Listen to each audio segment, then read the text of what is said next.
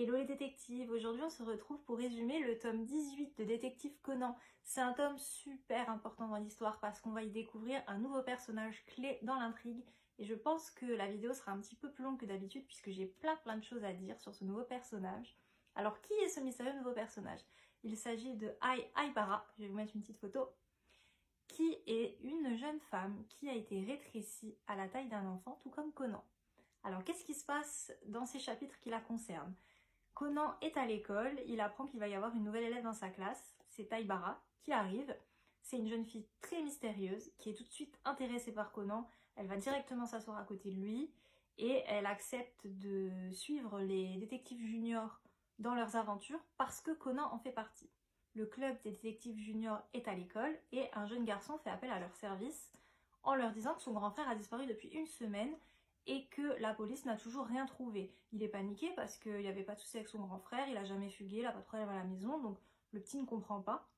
Et il informe Conan et ses amis que son grand frère était très doué pour reproduire à l'identique des célèbres tableaux et qu'il avait fait une exposition récemment et qu'une mystérieuse dame l'avait complimenté. Une dame habillée tout en noir. Donc Conan il fait direct le lien, une dame habillée en noir, organisation des hommes en noir.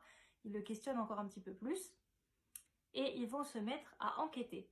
Alors Conan va suivre en filature un monsieur très mystérieux qui paye tout en billets de 1000 yens et il va donc découvrir la cachette dans laquelle est retenu le grand frère, puisqu'en fait ce grand frère, il a été enlevé pour produire l'illustration d'un célèbre homme japonais sur les billets de 1000 yens pour produire des faux billets. Conan il comprend tout de suite ça, il va donc à la cabine téléphonique appeler l'inspecteur en imitant sa voix de Shinichi et il informe l'inspecteur, voilà, faut venir là pour sauver ce jeune homme, etc. Sauf que ce que Conan ne savait pas, c'est qu'il était suivi par le club des détectives juniors et par Aibara, qui eux se sont introduits dans ce bâtiment. Les enfants se font attraper par les méchants, qui les menacent, disent qu'ils vont les tuer, etc. Conan arrive à neutraliser les ravisseurs. Voilà, la police arrive, tout est bien qui finit bien. Et qu'est-ce qui se passe avec Aibara dans l'histoire? Eh bien, Aibara, suite à ça, elle va révéler à Conan qu'elle connaît sa véritable identité, qu'elle sait qu'il est Shinichi. Elle lui avait d'ailleurs dit qu'elle habitait dans sa rue. Et Conan il s'est dit mais c'est bizarre, j'ai jamais entendu Aibara comme nom de famille dans ma rue. Et en fait elle dit qu'elle habite dans sa rue parce qu'elle a été récupérée par le professeur Agassa. Alors comment ça se fait qu'elle soit chez le professeur Agassa? Eh bien je vous explique ça, c'est que Aibara était donc une scientifique qui travaillait pour l'organisation des hommes en noir. Elle travaillait sous le nom de code de Chéri et elle produisait différentes molécules et c'est notamment elle qui a inventé le poison qui fait rétrécir qu'a ingurgité Conan. Elle travaille à l'organisation avec sa sœur, sauf que sa grande sœur est décédée. Elle voulait quitter l'organisation, mais l'organisation, la retenue, ne voulait pas qu'elle parte. Il voulait qu'elle continue ses expériences. Cependant, Aibara, elle ne voulait pas, elle était désespérée et en souhaitant sauter la vie, elle a pris ce cachet, cette molécule, donc ce poison qu'a pris Conan, et elle a rétréci.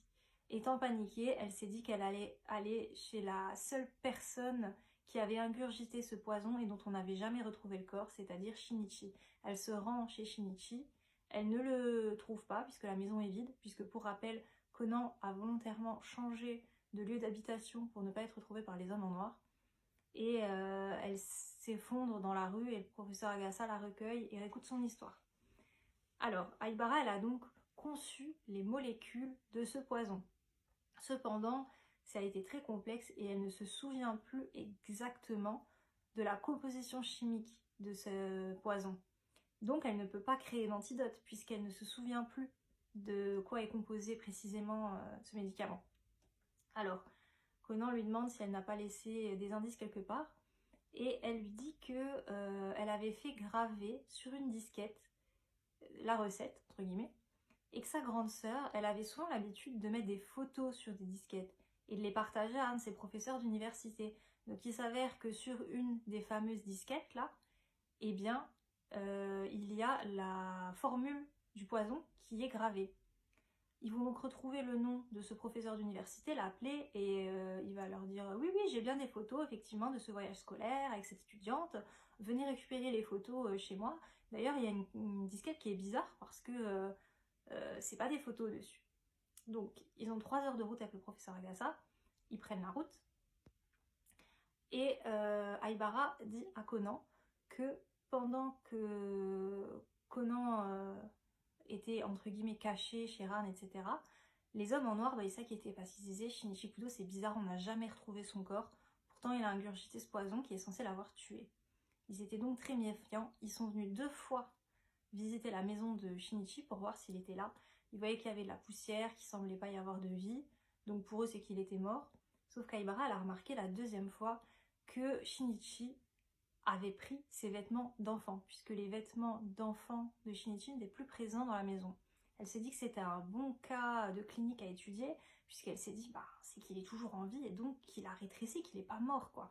Et elle a donc déclaré aux hommes en noir que Shinichi était mort, mais elle savait très bien qu'il n'était pas mort. Voilà.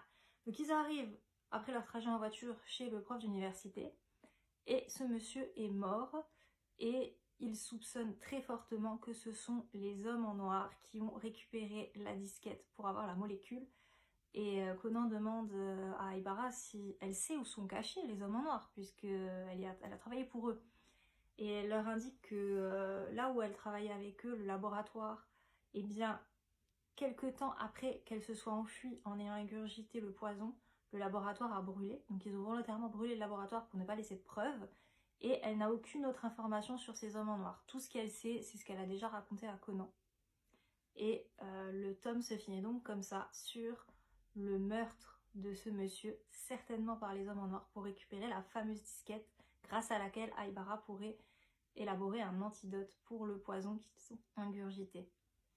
Voilà, j'espère que ça vous a plu, que c'était pas trop long, en même temps c'était très dense, j'ai appris plein de choses, c'était super intéressant. Et n'hésitez pas à me dire en commentaire si vous aimez bien le personnage d'Aibara, parce que personnellement, c'est mon 2e personnage préféré de Détective Conan. Je l'ai toujours adoré, trouvé hyper intelligente et charismatique. Et je vous dis à une prochaine, pour cette fois-ci un résumé du tome 19. Et n'oubliez pas qu'il n'y a qu'une seule vérité. Ciao!